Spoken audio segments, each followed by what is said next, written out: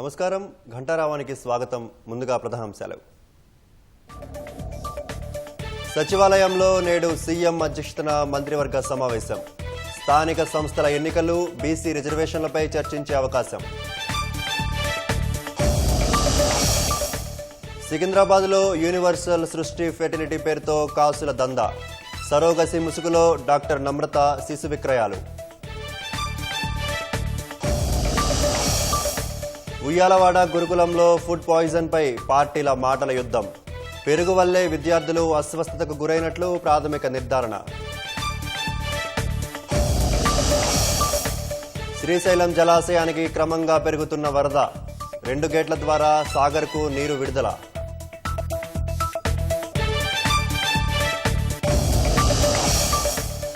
Operation సింధూర్పై ఇవాళ లోక్సభలో చర్చ. అస్త్రశస్త్రాలతో సిద్ధమైన అధికార విపక్షాలు.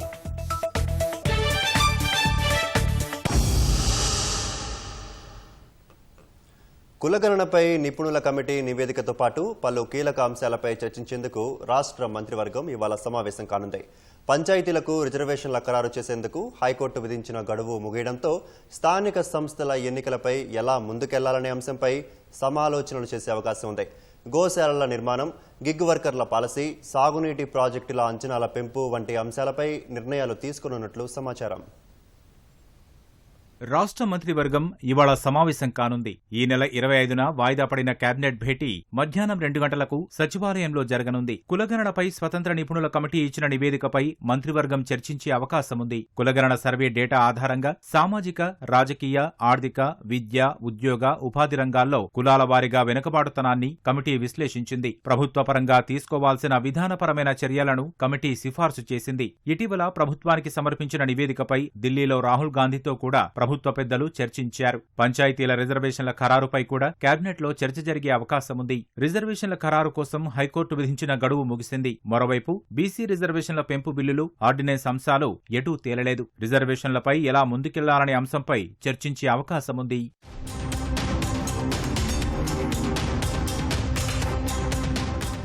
గోశాలల పాలసీపై తుది నిర్ణయం తీసుకునే అవకాశముంది. మొదటి దశలో 4 ప్రాంతాల్లో విశాలమైన గోశాలలను నిర్మించాలని ప్రభుత్వం భావిస్తోంది. గిగ్ వర్కర్ల సంక్షేమం కోసం సిద్ధం చేసిన ముసాయిదా బిల్లుపై కూడా చర్చ జరగొచ్చని భావిస్తున్నారు. కొత్తగా ప్రారంభించనున్న జూనియర్ కాలేజీల్లో బోధనేతర పోస్టులను మంజూరు చేసే అవకాశముంది. ఆగస్టు 10 వరకు రాష్ట్ర వ్యాప్తంగా జరగనున్న రేషన్ కార్డుల పంపిణీపై చర్చించనున్నట్లు తెలుస్తోంది. పట్టణ ప్రాంతాల్లో ఇందిరమ్మ ఇళ్ల మంజూరు, డబుల్ బెడ్రూమ్ ఇళ్ల కేటాయింపుపై కూడా కేబినెట్ సమాలోచనలు చేసే అవకాశముంది. సాగునీటి ప్రాజెక్టుల అంచనాల పెంపుపై నిర్ణయం తీసుకోనున్నట్లు తెలుస్తోంది. మత్స్య సహకార సంఘాలకు పర్సన్ ఇన్ఛార్జీల నియామకంతో పాటు జిల్లాల పర్యటనలో మంత్రులు పరిశీలించిన అంశాలు కూడా చర్చకు వచ్చే అవకాశముంది.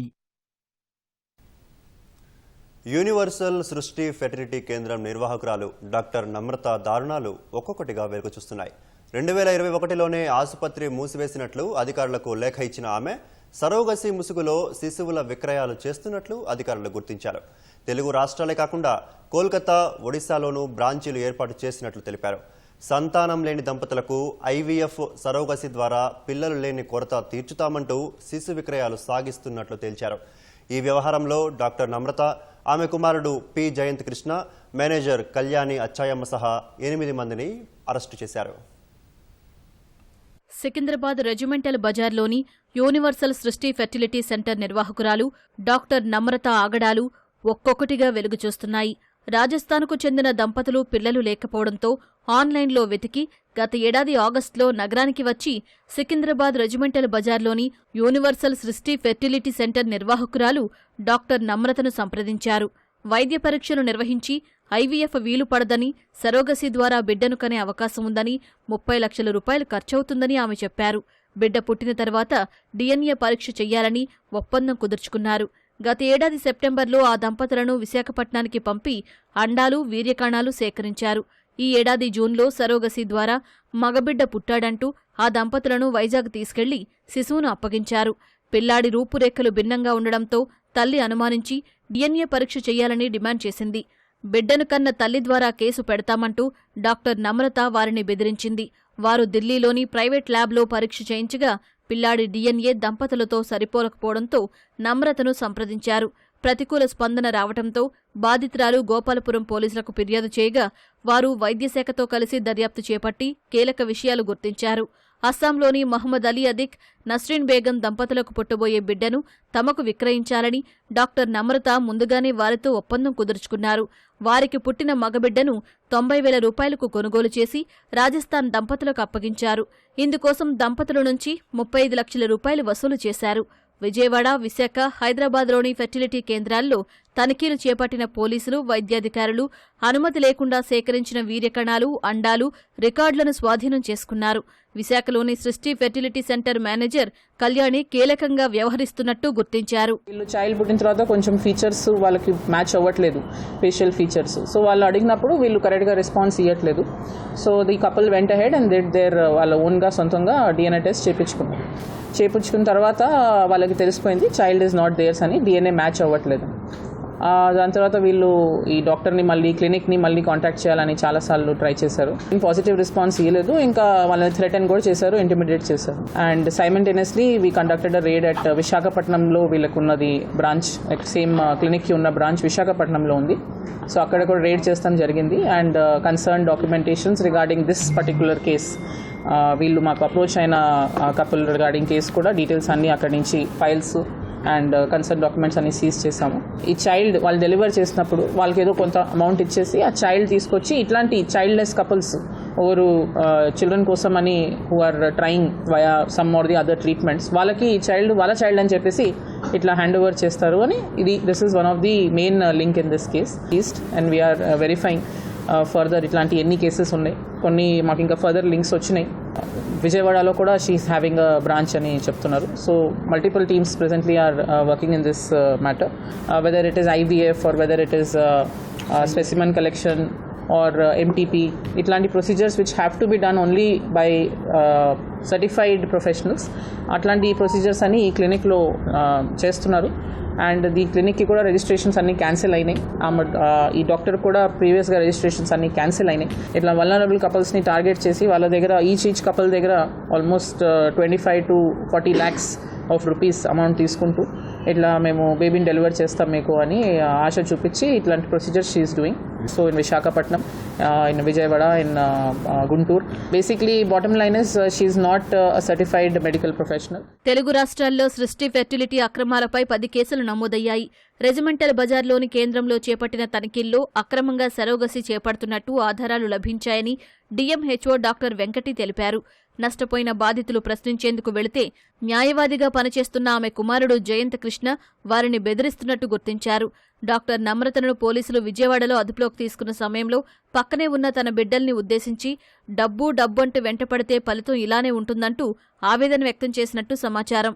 ఈ క్లినిక్ పైన మనం రైడ్ చేసినప్పుడు థియేటర్ కనిపించింది. యాక్చువల్లీ ఆమె అక్కడ థియేటర్ ఏది రన్ చేయడం లేదని చెప్పి క్లోజర్ లెటర్ అనేది మనకు 2021లోనే ఇవ్వడం జరిగింది. Registration certificates and PCPNDT certificates validity అనేది 2021లో అయిపోయినాయి. మళ్ళీ ఆమె అప్లై చేసుకోవడం కానీ అండ్ మా దగ్గర అప్రోచ్ అయినప్పుడు కోర్టులో కేసు ఉంది కాబట్టి మేము ఇవ్వలేమని చెప్పడం కూడా జరిగింది. దాంతో నేను హాస్పిటల్ క్లోజ్ చేసుకుంటున్నాను అని చెప్పి ఆమె సర్టిఫికేట్ కూడా ఇవ్వడం జరిగింది. దాంతో మేము క్లోజర్ సర్టిఫికేట్ కూడా ఇవ్వడం జరిగింది.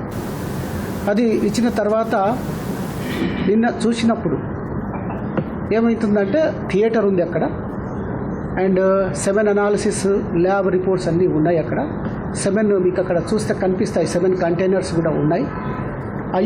IVF చేస్తున్నటువంటి క్యాన్లాస్ అవి కూడా మనకు దొరకడం అనేది జరిగింది. తెలంగాణ మెడికల్ కౌన్సిల్ నుంచి రిజిస్ట్రేషన్ సర్టిఫికేట్ ఆమెకు ఉండాలి. ప్రాక్టీస్ చేయాలంటే రిజిస్ట్రేషన్ సర్టిఫికేట్ అనేది ఎక్స్పైరీ అయిపోయింది. ఎప్పుడైతే Telangana medical council certificate expiry అయిపోతుందో దానికి ఆమె ప్రాక్టీస్ చేయడానికి వీలు లేదు. But she is practising. Srushti fertility సెంటర్పై లోతుగా విచారణ చేసి బాధ్యులపై కఠిన చర్యలు తీసుకోవాలని వైద్య ఆరోగ్య శాఖ మంత్రి దామోదర్ రాజనరసింహ అధికారులను ఆదేశించారు.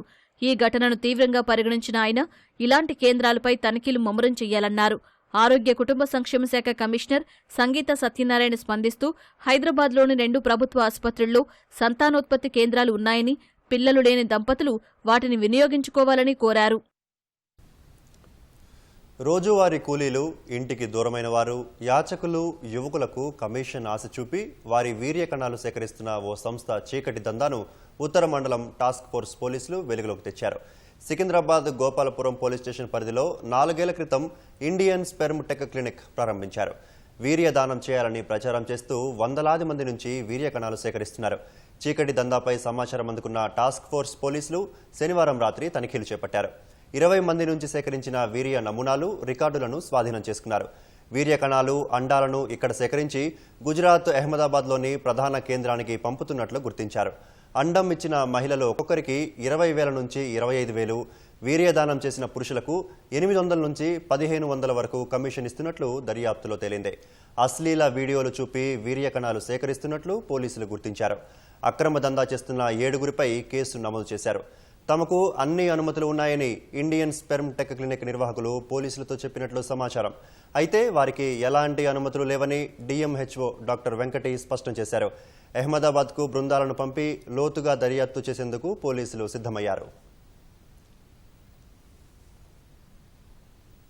నాగర్ కర్నూల్ మున్సిపాలిటీ పరిధి ఉయ్యాలవాడలోని బీసీ బాలికల గురుకుల పాఠశాలలో 111 మంది విద్యార్థినులు తీవ్ర అస్వస్థతకు గురయ్యారు. ప్రజాప్రతినిధులు, అధికారులు బాధిత విద్యార్థుల్ని పరామర్శించారు. రాత్రి భోజనంలో వంకాయ, ఆలుగడ్డ కూర తిన్న తర్వాత అస్వస్థతకు గురైనట్లు బాలికలు తెలిపారు. మధ్యాహ్నం ఇచ్చిన పెరుగు కూడా పుల్లగా ఉందన్నారు.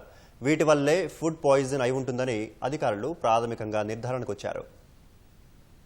నాగర్ కర్నూలు మున్సిపాలిటీ పరిధిలోని ఉయ్యాలవాడ మహాత్మా జ్యోతిబాపులే బీసీ గురుకులంలో ఫుడ్ పాయిజన్తో అస్వస్థతకు గురైన విద్యార్థులకు జిల్లా ఆసుపత్రిలో వైద్యం అందించారు. కలుషిత ఆహారం తిని విద్యార్థులు అనారోగ్యం పాలు కావడంతో బాలికల తల్లిదండ్రులు ఆందోళన చేపట్టారు. విషయం తెలుసుకున్న మంత్రి జూపల్లి కృష్ణారావు ప్రభుత్వ ఆసుపత్రికి వచ్చి బాధిత విద్యార్థుల్ని పరామర్శించారు. ఫుడ్ పాయిజన్ కు కారణాలను ఆరా తీశారు. అనంతరం బాలికల తల్లిదండ్రులకు భరోసా కల్పించారు. గతంలో గత ప్రభుత్వం ఎప్పుడు కూడా పెంచినటువంటి విద్యార్థులకు హాస్టల్ ఛార్జెస్ పెంచింది, కాస్మెటిక్స్ పెంచింది. ప్రజలందరికీ కూడా ఈ విద్యార్థుల తల్లిదండ్రులందరికీ కూడా గ్రామాలలో సన్నబియ్యం ఇస్తా ఉన్నారు. పోనీ వాళ్లకు తగినంత ఇంకా పెంచాలంటే ఇది పెద్ద బొక్క పెట్టిపోతుంది. నెలకు 6,000 కోట్ల రూపాయలు వడ్డీ కట్టాల్సి వస్తూ ఉంది. అయినా ఇన్ని చేస్తా ఉన్నాం, అయినా ఆరోపణ చేస్తుందంటే కేవలం రాజకీయ పబ్బం కోసం మాట్లాడే మాట తప్ప కాదు. మీరు 10 ఏళ్ళు చేయని పని ఏడాది తినడంలే నేను మంత్రాదేవత అవుతుందా? మంత్రాదేవత అవుతుందా? అప్పుడే మీరు చేసినటువంటి వ్యవహారం, మీరు చేసిన నిర్వాహకం కూర్చాలి. ఎక్కడ కూడా ఇప్పుడు పన్నులు పెంచకుండా, మీరు పెట్టిన స్కీమ్లు ఎత్తేయకుండా ఇలా ఇన్ని రకాల కార్యక్రమాలు చేస్తా ఉన్నారు. బీఆర్ఎస్ సీనియర్ నేత మాజీ మంత్రి హరీష్ రావు స్థానిక నేతలతో కలిసి గురుకుల పాఠశాలను పరిశీలించారు. తాము పరామర్శిస్తామని తెలిసి బాధిత విద్యార్థులను ఆసుపత్రి నుంచి వెంటనే ఇళ్లకు పంపించారని బీఆర్ఎస్ నేతలు ఆరోపించారు. పాఠశాల వద్ద ఉన్న కొందరు తల్లిదండ్రులతో హరీష్ రావు మాట్లాడారు. సీఎం రేవంత్ రెడ్డి హయాంలో గురుకులాలు భ్రష్టుపట్టాయని విమర్శించారు. హ్యూమన్ రైట్స్ కమిషన్ గాని, నేను రాష్ట్ర హైకోర్టు ప్రధాన న్యాయమూర్తి గారిని 2 చేతులు జోడించి అభ్యర్థిస్తా ఉన్నాను. దయచేసి సుమోటో కేసు టేకప్ చేయండి. ఈ ప్రభుత్వానికి మొట్టికాయలు వేయండి. పిల్లలకు నాణ్యమైన కడుపు నిండా భోజనం పెట్టే విధంగా డైరెక్షన్ ఇవ్వాలని చెప్పి హైకోర్టు ప్రధాన న్యాయమూర్తి గారిని కోరుతా ఉన్నా. హ్యూమన్ రైట్స్ కమిషన్ కూడా కోరుతా ఉన్నా. దయచేసి ముఖ్యమంత్రి గారు మాటలు మానండి, చేతల్లో చూపండి. 50 సార్లు ఢిల్లీకి పోయినావు, ఎక్కే విమానం, దిగే విమానం, ఎక్కుడు దిగుడే తప్ప ఈ పిల్లల గురించి ఆలోచించావా? అంత బిజీ ఉన్నావా నువ్వు? సోనియా గాంధీ, రాహుల్ గాంధీ అనుకుంటే తిరుగుతున్నావు. ఈ పిల్లల గురించి ఎందుకు రివ్యూ చేయవు? ఇది నేను మాట్లాడుతున్న ఒక నాగర్ కర్నూలు కోసం కాదు. ఈ రాష్ట్రంలో అన్ని గురుకులాల్లో పిల్లలకు నాణ్యమైన భోజనం పెట్టండి. ఇప్పటికైనా మేము ప్రభుత్వాన్ని హెచ్చరిస్తా ఉన్నాం, సీరియస్ గా తీసుకోండి. పిల్లల భవిష్యత్తుతో చెలగాటమాడకండి. లేదంటే బీఆర్ఎస్ పార్టీ ప్రధాన ప్రతిపక్షంగా చూస్తూ ఊరుకోదు. ఎంత దూరమైనా నీ ప్రభుత్వం మీద పోరాడతాం. బీజేపీ రాష్ట్ర అధ్యక్షుడు రామచంద్రరావు కలుషితాహార బాధితుల్ని పరామర్శించారు. విద్యార్థుల భవిష్యత్తుతో రేవంత్ సర్కార్ చెలగాటమాడుతోందని దుయ్యబట్టారు. గురుకులాల్లో, ఈ హాస్టల్స్ లో, బీసీ వెల్ఫేర్ హాస్టల్స్ లో ప్రభుత్వం ఒక నిర్లక్ష్యం వల్లే ఈ సంఘటనలు జరుగుతున్నాయని చెప్పేసి కూడా మేము భావిస్తా ఉన్నాం. ఇది ఒక ఇన్సిడెంట్ కాదు, ఐసోలేటెడ్ ఇన్సిడెంట్ అయితే చెప్పొచ్చు, ఏదో సరే అయింది వచ్చింది. ఈ మధ్య కాలంలో అనేకమైనటువంటి సంఘటనలు మన ముందు వచ్చినాయి. ఎందుకు అవుతున్నాయి ఇవి? ఎందుకు ఈ నిర్లక్ష్యమా? ప్రభుత్వం ఒక అధికారుల నిర్లక్ష్యమా? ఇక్కడ పనిచేసే వారి సిబ్బంది మీద ఒక కంట్రోల్ లేక వాళ్ళ నిర్లక్ష్యమా? అసలు ఇంతమంది పిల్లలు, చాలామంది అసలు ఎక్కడ కొన్ని చోట అయితే రిపోర్టింగ్ కూడా బయటికి రావట్లేదు. ప్రభుత్వాన్ని డిమాండ్ చేస్తూ ఉన్నాను, వెంటనే మీరు సప్లై చేసేటువంటి పిల్లలకు బియ్యం ఏం బియ్యం ఇస్తున్నారో, ఏం రేషన్ ఇస్తున్నారో, క్వాలిటీ ఏంది, మంచి క్వాలిటీ ఇస్తున్నారో లేదా, దీని మీద వెంటనే మీరు తనిఖీ మీరు ఎంక్వైరీ చేసి మీరు ఆ పబ్లిక్లో రిపోర్ట్ పెట్టాల్సిన అవసరం ఉన్నది. కలుషిత ఆహారం పెట్టి తమ పిల్లల ఆరోగ్యాలతో ఆటలు ఆడుతున్నారని బాధిత విద్యార్థుల తల్లిదండ్రులు ఆవేదన వ్యక్తం చేశారు. వాస్తవాలు బయట చెప్పకుండా పిల్లల్ని టీచర్లు బెదిరిస్తున్నారని తెలిపారు. ఆసుపత్రిలో చికిత్స అనంతరం తమ పిల్లల్ని ఇళ్లకు తీసుకెళ్లారు. టీచర్లు వాళ్ళని తిడతారు, మేమేం చెప్పాలి ఏం చెప్తారు సార్? అసలు బాత్రూమ్లు నీట్ గా ఉండవు, అన్నము నీట్ గా లేదు, ఏం లేదు. వాళ్ళకి ఇంకా ఇట్లా కాదంటే ఎందుకంటే నీరు నుంచి అసలు ఏం బాలేదు. మేము ఒకసారి అందులోకి పోయి ఇట్లా బాత్రూంలోకి పోయి ఇట్లా చూసినాం, అసలు ఏం మంచిగా లేదు. తిన్నాకనే అట్లా అయింది అని చెప్తుంది. పెరుగు తిన్నాకనే అట్లా అయిందంట సార్. అలా నైట్ మా అమ్మాయికి చిన్నగా నొప్పి లేచిందంట. రామ్మ పోదాం అంటే ఏం వద్దులేమ్మ తగ్గింది అని అంటుంది. ఇంతకుముందు వెంకటేష్ సార్ అన్నప్పుడు బాగున్నది మెయింటెనెన్స్. తర్వాత ఫుడ్ ప్రాబ్లం వచ్చింది. ఫుడ్ ప్రాబ్లం వచ్చినప్పుడు మీ పేరెంట్స్ మీటింగ్ పెట్టినప్పుడు చెప్పినాం, పిల్లలకి ఇట్లా ఫుడ్ బాగాలేదు మేడం ఒకసారి చూడండి అంటే, వంట మాస్టర్ బాగాలేడు, వంట మాస్టర్ మారుస్తామని చెప్పారు. వంట మాస్టర్ మార్చారు. మార్చిన తర్వాత కూడా ఫుడ్ ఎట్లుందామని పిల్లల్ని అడిగినాం. పిల్లల్ని అడిగితే ఒక సైడ్ ఒకటే గిన్నెలో ఒక సైడ్ అన్నం మెత్తగా ఉంటుంది, ఒక సైడ్ ఏమో ఉడకట్లేదని చెప్పారు. అట్లా కూడా చెప్పినప్పుడు అడిగినాం, ఎందుకంటే బాగానే ఉంటుందని వీళ్ళు చెప్పారు. పిల్లల మీద కంప్లైంట్ చెప్పి మేము పేరెంట్స్ అడిగినామంటే ఆ పేరెంట్స్ పిల్లల పేర్లు అడిగేసి వాళ్ళు మీ పేరెంట్స్ ఇట్లా అడిగింది కదా అనేసి వాళ్ళు పనిష్మెంట్ ఇస్తారంట. అందుకోసం మీరు ఏమనకండి అని వాళ్ళు మాకు చెప్తారు పిల్లలు. ఎమ్మెల్యే సార్ వచ్చిన తర్వాత మాకు పిల్లల్ని చూపించడం జరిగింది. అంతవరకు కూడా మేము గేట్ బయట మేమున్నాం, పిల్లలు క్లాస్ రూమ్లలో ఉన్నారు, పేర్లు రాసుకొని పంపిస్తా ఉన్నారు. అట్లా కూడా ఒక గంట పోయింది. ఇప్పుడు పిల్లల్ని చూసే మాకైతే సంతోషమే, బాగుంది మా పిల్లలు. ఉయ్యాలవాడ బీసీ గురుకులంలో కలుషితాహార ఘటనపై నాగర్ కర్నూల్ కలెక్టర్ బాదావత్ సంతోష్ చర్యలు చేపట్టారు. క్యాటరింగ్ కాంట్రాక్టును రద్దు చేశారు. డిప్యూటీ వార్డెన్ పై శాఖాపరమైన చర్యలు చేపడతామన్నారు. త్వరలోనే కొత్త ప్రిన్సిపాల్ ను నియమించనున్నట్లు కలెక్టర్ తెలిపారు. సూర్యాపేటలోని సాయి సంతోషి జ్యువెలరీ షాప్లో చోరీ కేసులో పోలీసుల దర్యాప్తు ముమ్మరంగా కొనసాగుతోంది. ఈ ఘటనలో నిందితులకు ఆశ్రయం కల్పించిన ఖమ్మంకు చెందిన యశోద అనే మహిళను పోలీసులు అరెస్టు చేశారు. ఆమె వద్ద నుంచి 14 తులాల బంగారు ఆభరణాలు స్వాధీనం చేసుకున్నారు. జ్యువెలరీ షాపులో దొంగతనానికి పాల్పడిన వారిలో నేపాల్ దేశస్థులు ఉన్నట్లు పోలీసులు గుర్తించారు. అందులోని ప్రధాన నిందితుడికి యశోదకు వివాహేతర సంబంధం ఉన్నట్లు పోలీసులు తేల్చారు.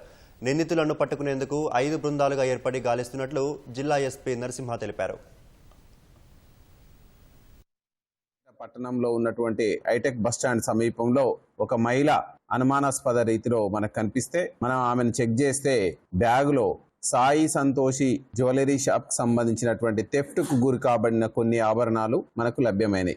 ఆమెని మనం విచారణ చేయగా మేకల యశోద జిల్లా కేంద్రంలో ఈ యొక్క జ్యువెలరీ షాప్ థెఫ్ట్ కేసులో ప్రధానమైనటువంటి అనుచరులకి ఈమె ఆశ్రయం ఇస్తూ అందులో ప్రధానమైనటువంటి నేరస్తుడు ఎవరైతే ఉన్నారో మనం టెక్నికల్ గా గుర్తించినాం. హైదరాబాద్ కొండాపూర్ పరిధిలోని ఓ సర్వీస్ అపార్ట్మెంట్లో రేవ్ పార్టీని ఎక్సైజ్ టాస్క్ ఫోర్స్ బృందం భగ్నం చేసింది. ఈ వ్యవహారంలో ఆంధ్రప్రదేశ్, తెలంగాణకు చెందిన 11 మందిని అరెస్టు చేశారు. రేవ్ పార్టీలో డ్రగ్స్ సహా విదేశాల నుంచి తెప్పించిన ఓషన్ గంజాయిని స్వాధీనం చేసుకున్నారు. కొండాపూర్లోని ఓ సర్వీస్ అపార్ట్మెంట్లో కొందరు యువకులు డ్రగ్స్తో రేవ్ పార్టీ నిర్వహిస్తున్నారనే సమాచారంతో ఆబ్కారీ టాస్క్ ఫోర్స్ బృందం దాడి చేసింది. పోలీసుల రాకను గమనించిన 2 యువకులు అక్కడి నుంచి పరారయ్యారు. డ్రగ్స్ మత్తులో ఉన్న 11 మందిని పోలీసులు అదుపులోకి తీసుకుని వారికి వైద్య పరీక్షలు నిర్వహించారు. వీరంతా మత్తు పదార్థాలు తీసుకున్నట్లు నిర్ధారణ కావడంతో కేసు నమోదు చేసి అరెస్టు చేశారు. యువకులు డార్క్ నెట్ నుంచి మత్తు పదార్థాలు కొనుగోలు చేసినట్లు పోలీసులు గుర్తించారు. ప్రవీణ్ కుమార్ అనే నిందితుడు డ్రగ్స్ కొనుగోలు చేశాడని, రాహుల్, ఇమ్మాన్యుయల్ పార్టీ నిర్వహించారని తేల్చారు.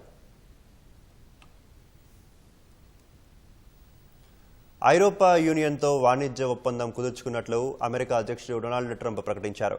ఈ ఒప్పందం ప్రకారం ఐరోపా యూనియన్ నుంచి అమెరికాకు ఎగుమతయ్యే ఉత్పత్తులపై 15% సుంకాలు విధించనున్నట్లు చెప్పారు.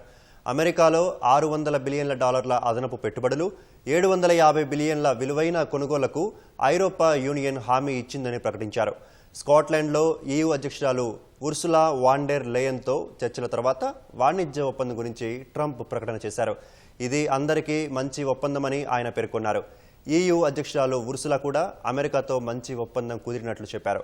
పరస్పర సుంకాల కారణంగా ప్రపంచవ్యాప్తంగా ఆర్థిక అస్థిరత తలెత్తకుండా జాగ్రత్త వహించారు. గాజాకు మానవతా సాయాన్ని విమానాల ద్వారా జారవిడుస్తామని చెప్పిన ఇజ్రాయిల్ ఆ దిశగా చర్యలు చేపట్టింది. ఆదివారం గాజాలో జనసాంద్రత కలిగిన 3 ప్రాంతాల్లో 10 గంటల కాల్పుల విరమణను పాటించింది. స్థానిక కాలమానం ప్రకారం ఉదయం 10 గంటల నుంచి రాత్రి 8 గంటల వరకు కొనసాగింది. తదుపరి ప్రకటన ఇచ్చే వరకు ప్రతిరోజు ఇదే విధానం కొనసాగుతుందని ఇజ్రాయెల్ సైన్యం తెలిపింది. గాజా నగరంతో పాటు డెయిర్ అల్ బలా, మువాసి అనే 3 ప్రాంతాల్లో ఈ స్వల్పకాల కాల్పుల విరమణ పాటిస్తున్నట్లు పేర్కొంది. మానవతా సాయం ఎక్కువగా ఈ ప్రాంతాలకు చేరే విధంగా చర్యలు తీసుకున్నట్లు తెలిపింది.